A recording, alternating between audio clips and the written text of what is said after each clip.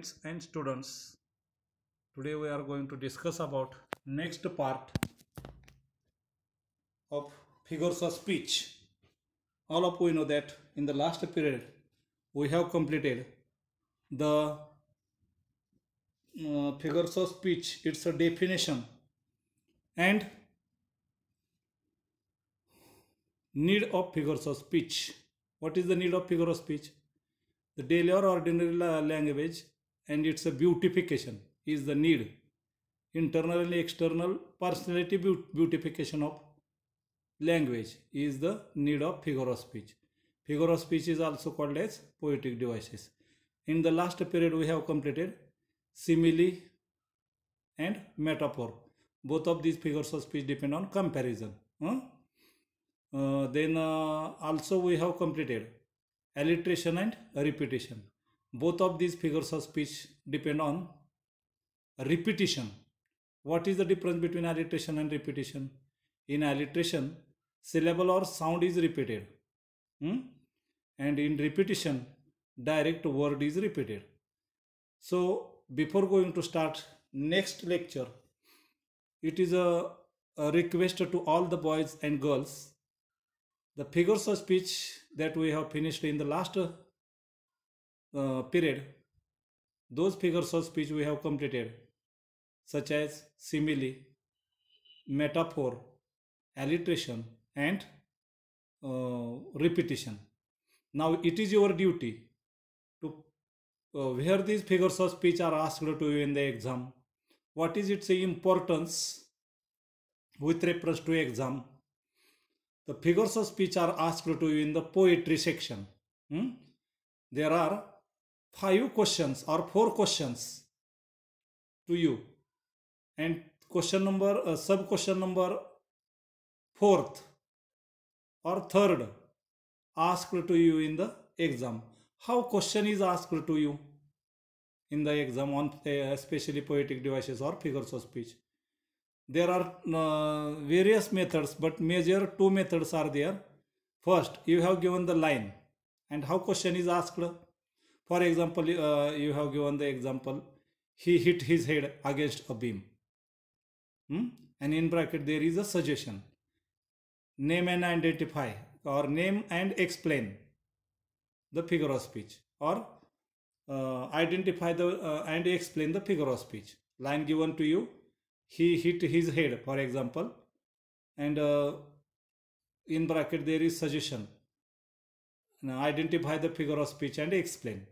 Then how to write answer? Answer is written like this: alliteration, double dot, syllable, he hit his head. Which syllable is repeated? He hit his head. Each word begin with H letter. So how to write answer? Alliteration, double dot, syllable, H, single inverted for H, is repeated pleasingly or pleasingness of the poem. And how answer is written about repetition?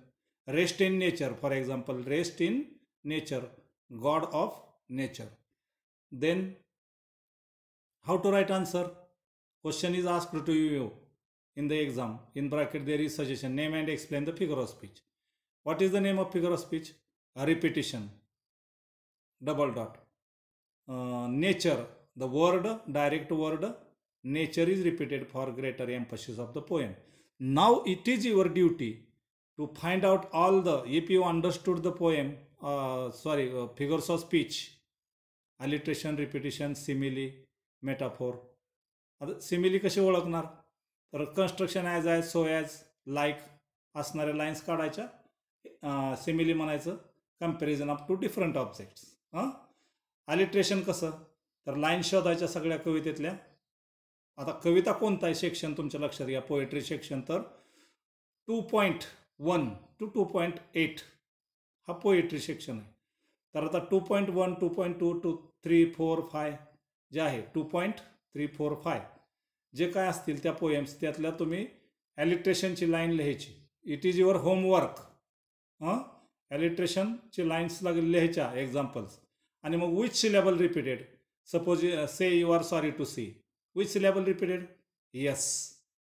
He hit his head. Which syllable is repeated? H. अशा line सगळ्या जिथं जिथं अक्षर repeat असेल त्या line लिहून काढायच्या. खाली ॲलिट्रेशन म्हणायचं आणि कोणचं सिलेबल रिपीट झालं आहे ते लिहायचं. त्याचप्रमाणे रिपिटिशन शब्दा, रिपिटिशन म्हणजे काय माहिती सांगितले? डायरेक्ट शब्द रिपीट झाला असेल जसा आहे तसा तर रिपिटिशन. मग कवितेतल्या लाईन शोधायच्या जिथं जिथं शब्द रिपीट झाला आहे जसा आहे तसा शब्द टोटल, तर त्याला ती लाईन लिहून काढायची. रिपिटिशन म्हणायचं direct word. So it is your homework. Now today we are going to discuss about next figure of speech. which figure of speech we are going to study today? Antithesis on paradox. Antithesis and paradox. आता तुम्ही इथं paradox बघताय बघा स्क्रीनवरती. तर त्याच्या बरोबरीनं जे एक फिगर ऑफ स्पीच आहे अँटीथेसिस. तर आता अँटीथेसिस आणि पॅराडॉक्स आधी मराठीत सांगून घेतो मग इंग्लिशमध्ये सांगतो तुम्हाला. अँटीथेसिस इथं स्क्रीनवर दिलेले आहे त्या माहितीपेक्षा मी सिम्पल भाषेत तुम्हाला सांगतोय. तर अँटीथेसिस हा फिगर ऑफ स्पीच काय आहे? टू अपोजिट वर्ड्स याच्यामध्ये असतात. दोन परस्पर विरोधी शब्द एकत्र आणले की antithesis.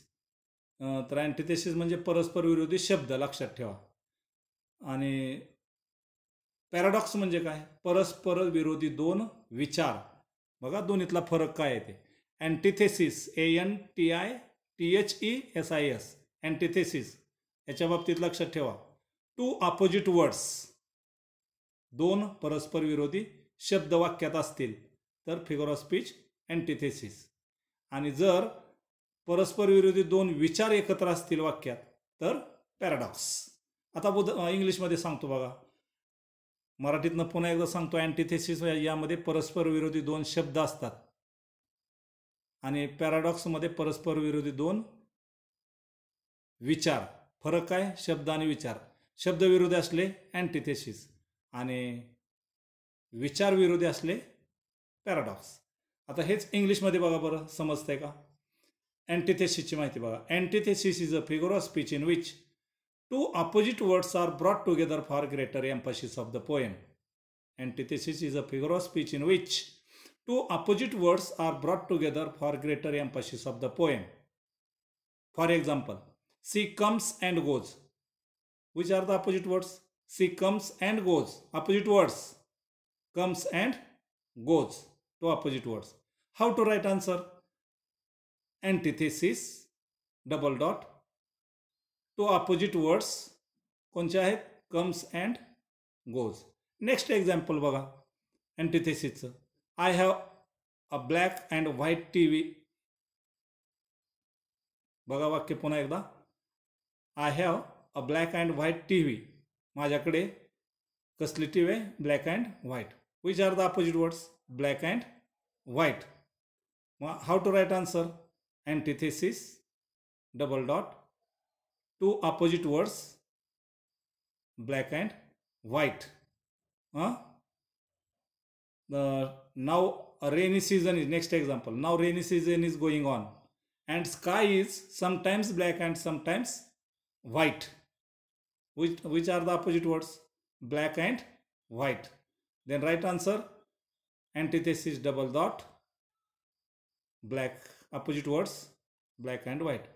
See once more information about antithesis.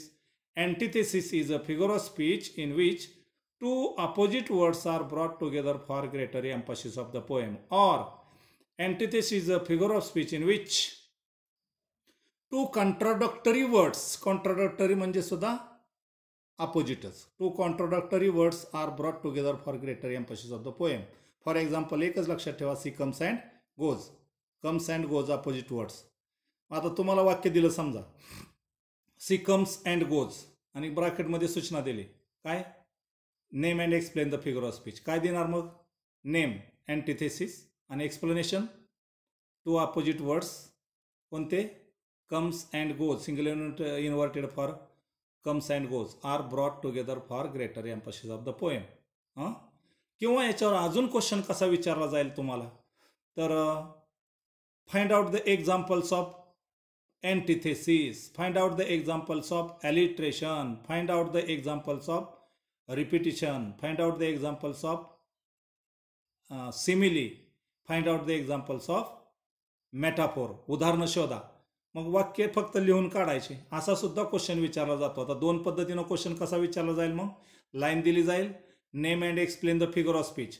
मग आता समजा एक लाईन दिली तुम्हाला, सी कम्स अँड गोज. कोणता फिगर ऑफ स्पीच होईल? अँटिथेसिस. का? Opposite words comes and goes. आणि समजा एखादी लाईन दिली, he hit his head. Figure of speech कोणता होईल? Alliteration. Syllable H, he hit his head. H is repeated. तर तुम्हाला असा एक प्रश्न विचारला जाईल. आता दुसऱ्या बाजूनं क्वेश्चन कसा विचारला जाऊ शकतो? तर find out the examples of, जे शिकवलेले फिगर ऑफ स्पीच आहेत, find out the examples of alliteration असतील त्यात तर कवितेत. अलिट्रेशनची उदाहरणं शोधा आणि लिहून काढायची जेवढे असतील तेवढे. किंवा find out the examples of antithesis. Opposite words असणारी उदाहरणं लिहून काढायचे. झालं एक्झाम्पल्स ऑफ अँटिथेसिस. आता नंतरचा फिगर ऑफ स्पीच आहे की जो विरोधावर आधारित आहे. अँटिथेसिस अपोजिट वर्ड्स. आणि मग दुसरा पॅराडॉक्स अपोजिट आयडियाज. त्याच्यामध्ये मी सांगितलं तुम्हाला, अपोजिट आयडियाज म्हणजेच परस्पर विरोधी विचार जेव्हा एकत्र आणले जातात तेव्हा पॅराडॉक्स असतो. फॉर एक्झाम्पल, इंग्लिशमध्ये आणखी एकदा माहिती बघा. Paradox is a figure of speech in which two opposite ideas are brought together for, or paradox is a figure of speech in which two opposite or contradictory ideas are brought together though true. मराठीत अर्थ आहे पॅराडॉक्सचा विरोधाभास. बघा, भास या शब्दाचा अर्थ बघा. पॅराडॉक्स म्हणजे विरोधाभास. आपल्याला वाक्य वरून वरून वेगळं वाटतंय पण ते विरोधी आहे असा भास होतो. मराठीतलं उदाहरण सांगतो, तुम्हाला समजतंय का बघा.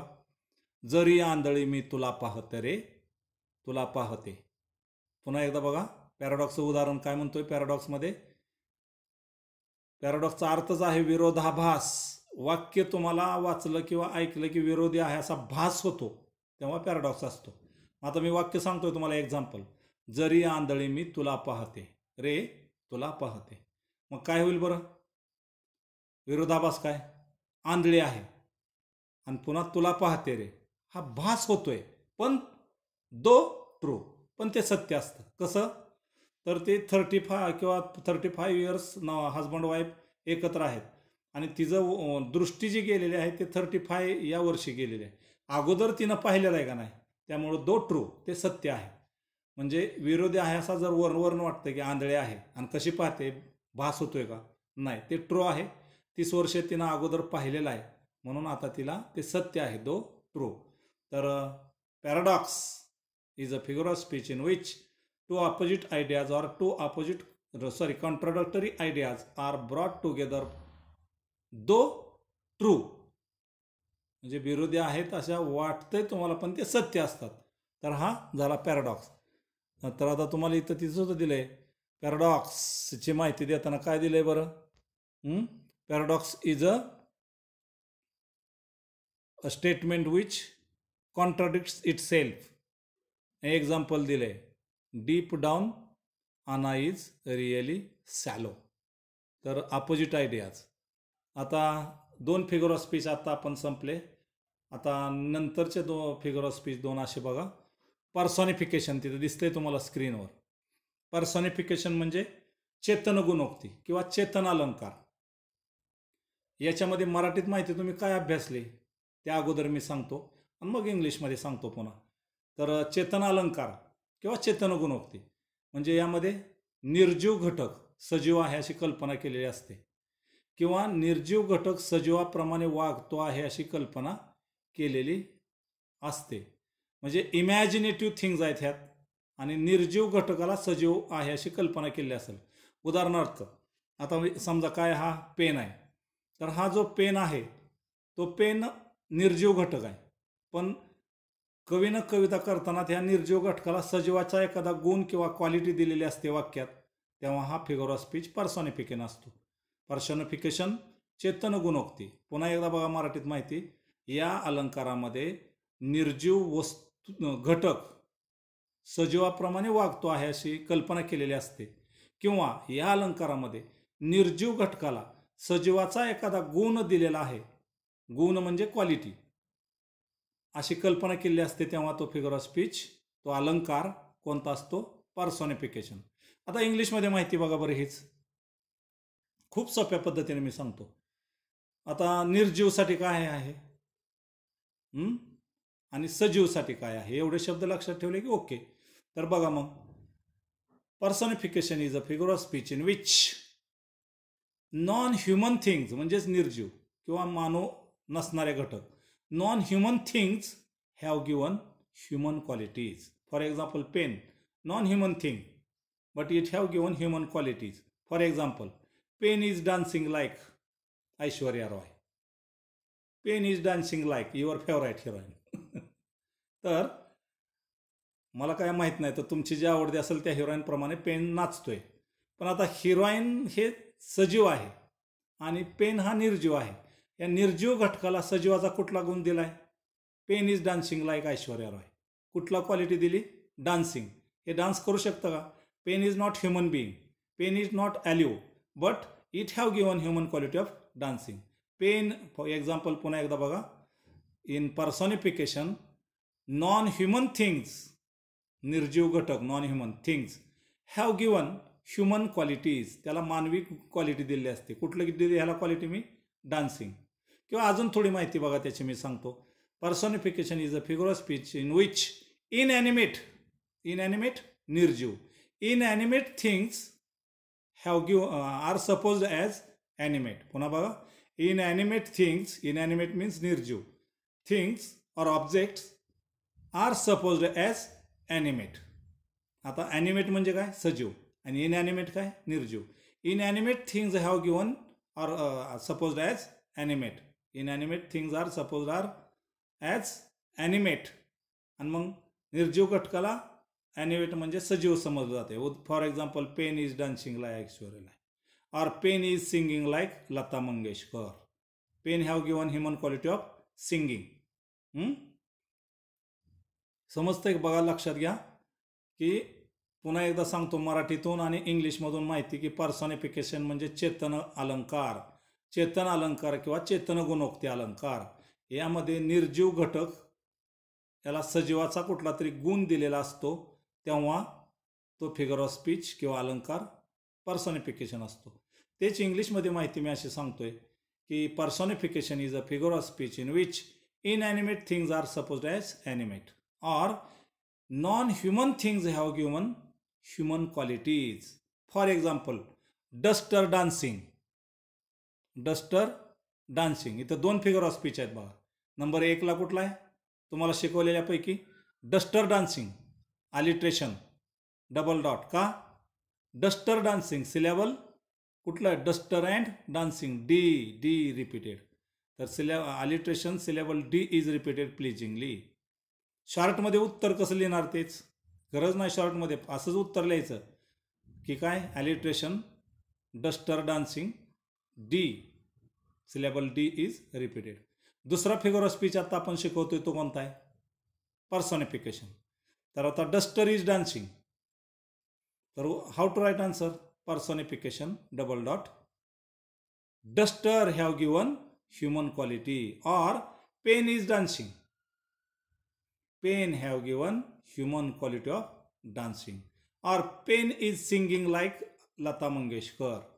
आता लाईक आलं बघा. लाईक म्हणलं की पुन्हा मी आपण सकाळी काल परवा शिकवलेला जो आहे मागच्या फिगर ह्याला पिरियडला figure of speech, simile, like, as, so as अशी वाक्यात असलं की सिमिली. तर तिथं 3 फिगर ऑफ स्पीच होतील बघा. काय? 2 figure of speech. Pen is dancing like, और pen is singing like Lata Mangeshkar. तर लाईक म्हणून आहे तर simile, comparison of two different object, pen and Lata Mangeshkar. आता इथं दुसरा पर्सॉनिफिकेशन. का? तर pen have given human quality of, personification double dot pen have given human quality of Lata Mangeshkar, singing like Lata Mangeshkar, singing quality दिली. तर उत्तर असं personification double dot pen have given human quality of singing. आता तुम्हाला असंही विचारलं जाईल की समजा pen is laughing, pen is laughing, मग how to write answer?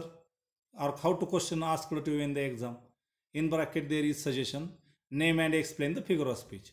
Pen is laughing, in bracket suggestion, name and explain the figure of speech. How to write answer? Personification, double dot, pen have given human quality of laughing. निर्जीव घटकाला सजीवाचा गुण कोणता दिलाय? Laughing, म्हणजे हसण्याचा, single inverted for laughing.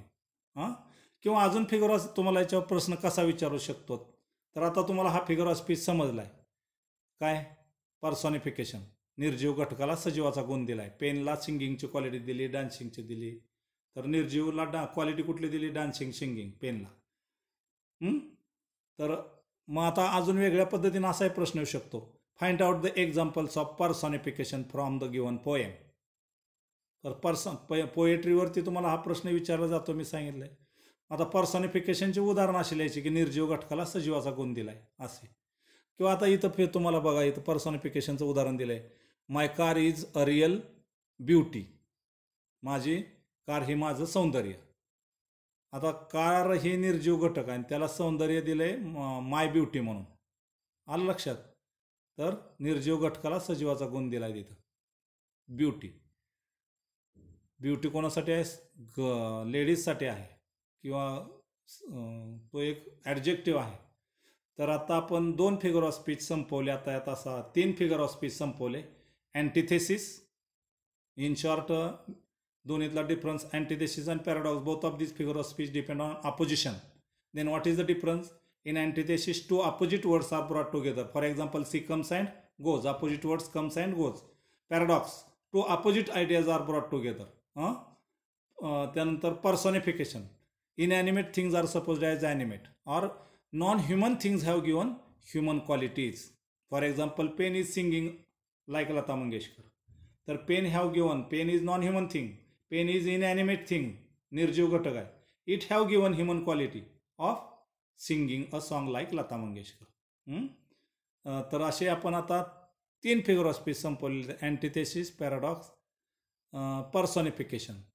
आता पुढचा figure of speech आपण बघूया, तो म्हणजे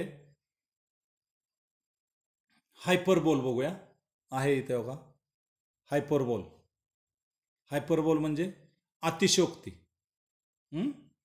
अतिशयोक्ती अलंकारामध्ये, अतिशयोक्तीत काय तुम्ही अभ्यासलंय? एखादी गोष्ट आहे त्याच्यापेक्षा जास्त वाढवून किंवा फुगवून सांगितली जाते. म्हणजे आपण बाहेर सुद्धा म्हणतो की